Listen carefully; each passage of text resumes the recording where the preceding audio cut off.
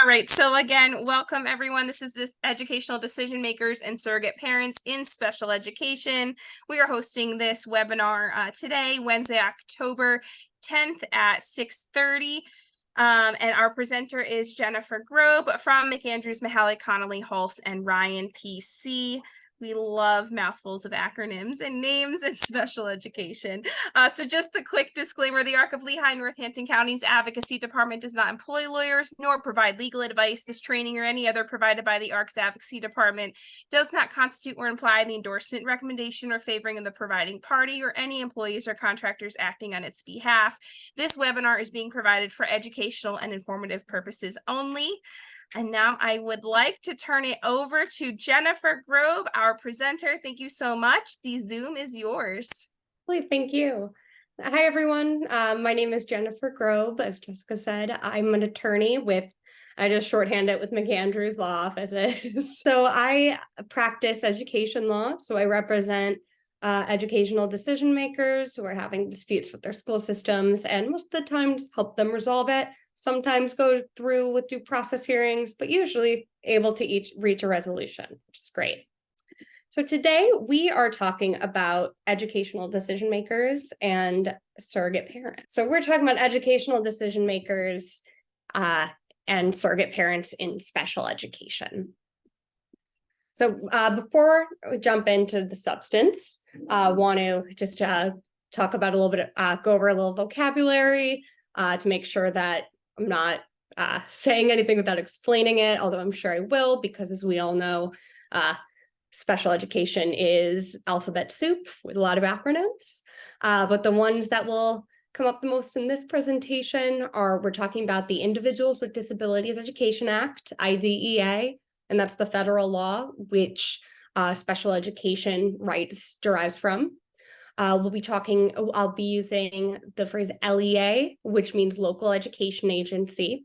And that is the education agency responsible for providing education to the student. Typically, that is going to be the home district. However, the LEA can become a charter school if the student's enrolled with a charter school. It can become a different district, a receiving district. But we'll be using the term LEA. An individualized education plan or an IEP, is the service plan a student is entitled to when they have a qualifying disability. These actually aren't coming up in my presentation, I don't think, but evaluation report or reevaluation report. It's talking about the reports that LEAs will issue, which are a mandatory component of providing appropriate special education services. And we can also talk about Section 504, written plans of accommodations for students. Another phrase that I'll be using is free appropriate public education, or FAPE. That's a really important one to know. Okay, so before we jump into educational decision makers and surrogate parents specifically, I want to talk generally about how the IDEA defines parental rights. So parental rights and parental participation is a critical part of the special education process. The parents are the ones who hold that child's right and are therefore able to enforce their child's rights and make sure that they're being provided a free, appropriate public education, FAPE. If a student doesn't have an adult, or when an adult isn't present in a student's life, then they would have no one who would be asserting their special education rights or the right to a free, appropriate public education. And part of the reason IDEA was even passed or created was to ensure that meaningful parental participation. So parents are a critical component to a child's education and educational process. So the specific rights outlined in the IDEA that parents hold they have the right to participate in the IEP process. They have the right to examine and amend all of the student's records. They have the right to prior written notice before a change in placement and program. which means that if a school is changing a student's IEP or changing, let's say, removing a service or adding a service, changing a placement, anything that's different than what's in the present IEP, they need to issue written notice of that change that requires the educational decision maker, usually the parents, consent. Schools cannot unilaterally change a child's program without that consent. The parent has the right to give that consent or to refuse that consent. They have the right to a non-discriminatory evaluation, so to request an evaluation of a student who is eligible or thought to be eligible, to make sure that there's a comprehensive understanding of that student's needs. And they have a host of due process rights that they hold. So when a disagreement arises between the local education agency and the parent has the ability to file a complaint with the state and the right to request mediation of that complaint or of those concerns. The local education agency can decline that mediation.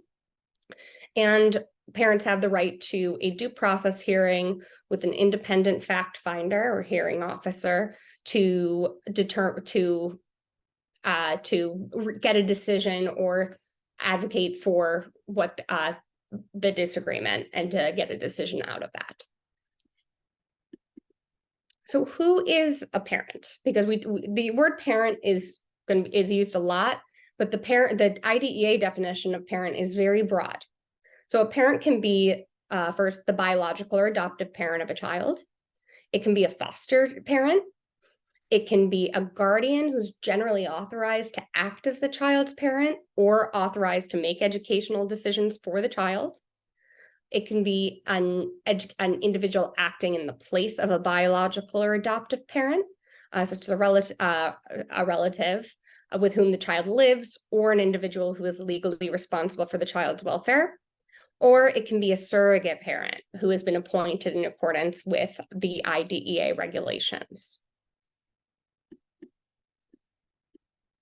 So the key differences or distinction between an educational decision maker or EDM and surrogate is that an EDM is appointed by the juvenile court and the surrogate is appointed by the local education agency, the LEA. You'll notice educational decision maker wasn't in that IDEA list of definition of a parent.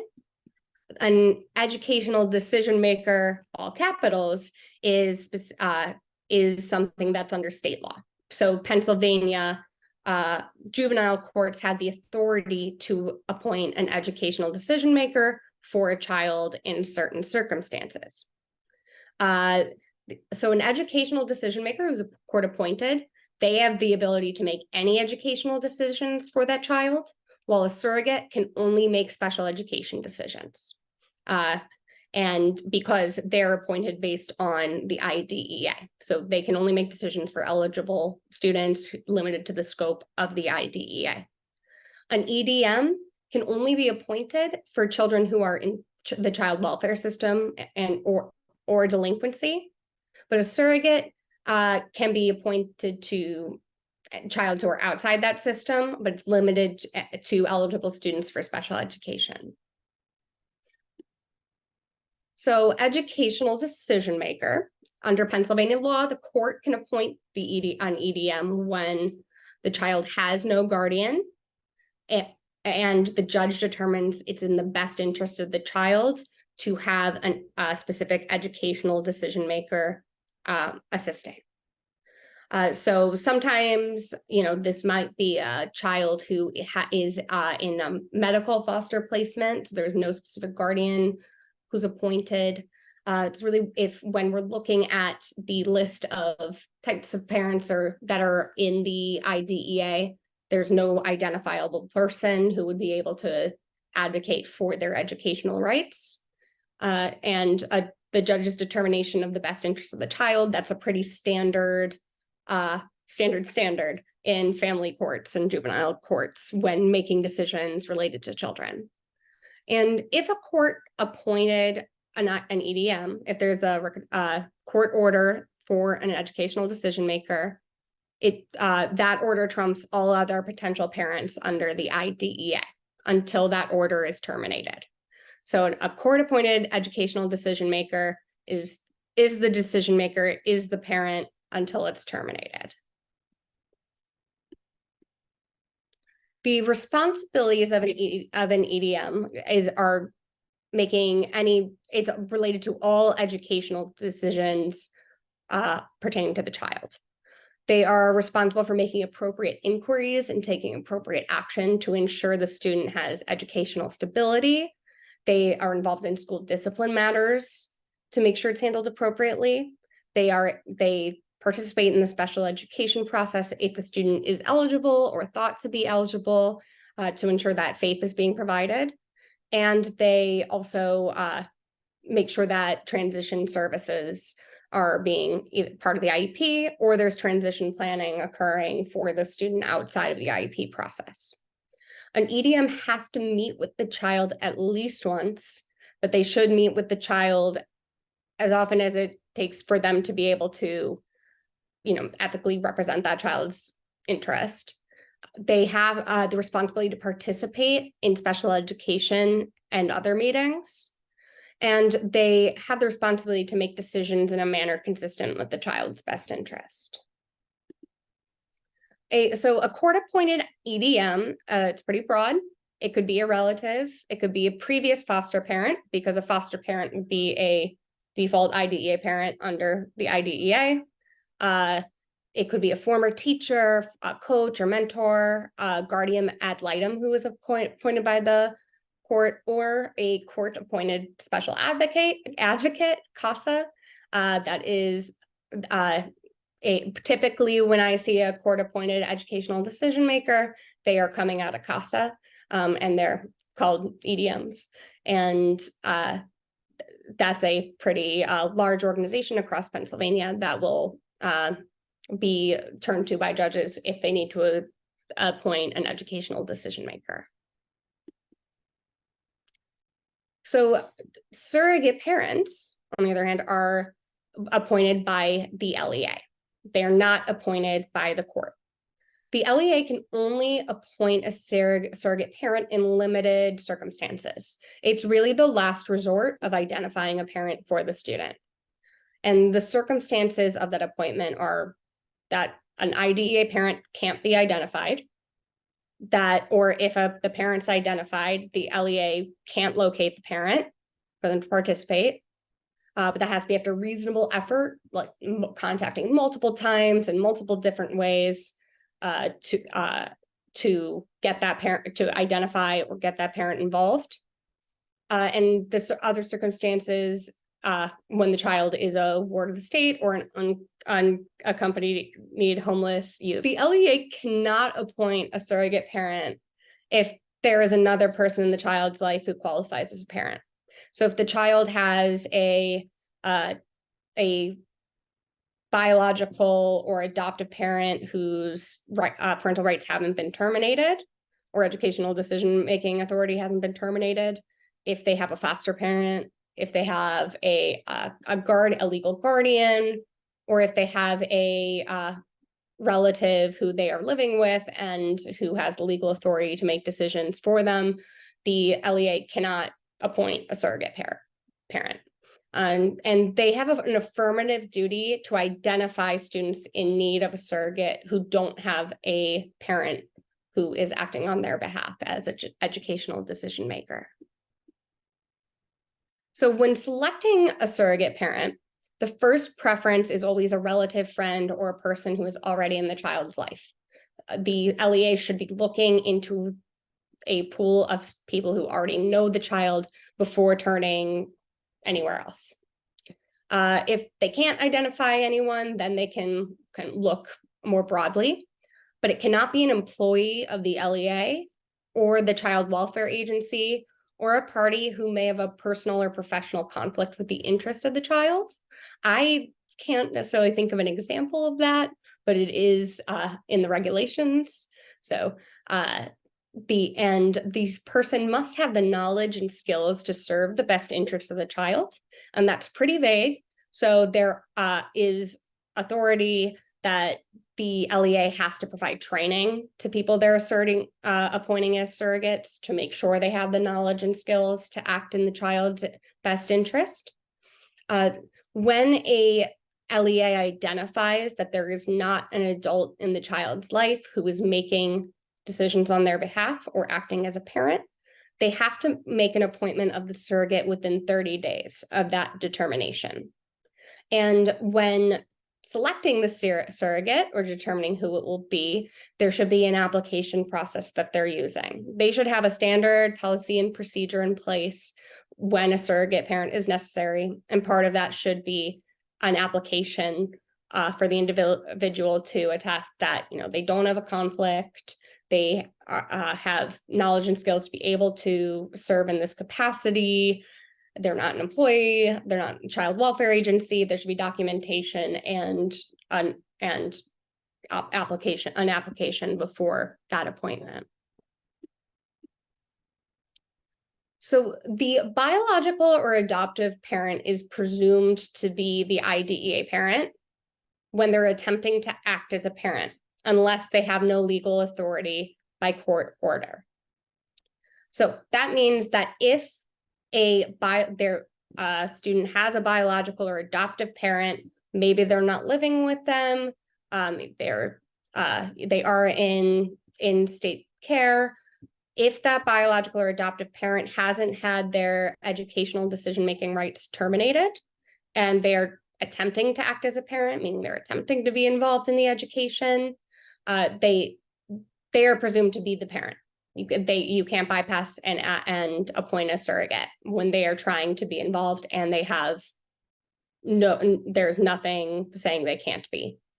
A court isn't to appoint an EDM, and an LEA isn't to appoint a surrogate if there is a parent as described above, or a guardian or other authorized person, such as a foster parent, a relative with whom they live, who is competent, willing, and available to make decisions regarding the child's education, and who is acting in the child's best interest regarding all education matters. So really, a surrogate parent and EDM, their last resort, where you're trying to get somebody who knows the child, who the child lives with, before you're turning to a court or school appointment. And importantly, an LEA can't appoint a surrogate because in their perspective, a parent is not acting in the best interest of the child or is unable or unwilling to participate. That is not a disagreement between the LEA and the parent is not grounds to appoint a surrogate. It has to be that the parent can't be identified, they're after reasonable efforts, and the student is an eligible student under the IDEA or thought to be eligible. The presumption is always that the biological or adoptive parent holds the parental rights. So a surrogate's responsibilities are, as I said, are more limited than the court-appointed EDM's responsibilities. Their responsibilities are limited to the child's special education services. They represent the child in all matters relating to the provision of faith, which includes identification, evaluation, and educational placement. Participation in the IEP process, accessing all records, all of the rights, the parental rights that were articulated in the earlier slide, the surrogate holds those rights. So that was the end of the PowerPoint. We're going to move on to questions. Thank you so much, Jennifer. I'm going to go ahead at this point and end the recording so we can open it up to Q&A. I just